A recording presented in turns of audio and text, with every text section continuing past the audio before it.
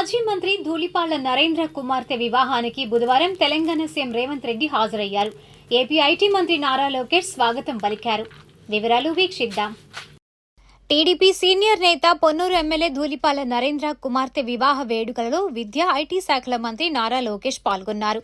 గుంటూరు శ్రీ కన్వెన్షన్లో జరిగిన వివాహ వేడుకకు తెలంగాణ సీఎం రేవంత్ రెడ్డి కూడా కుటుంబంతో పాటు హాజరయ్యారు.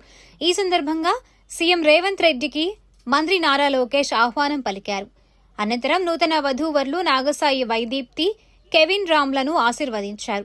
వైవాహిక జీవితంలోకి అడుగు పెడుతున్న నూతన దంపతులకు పుష్పగుచ్చం అందించి శుభాకాంక్షలు తెలిపారు.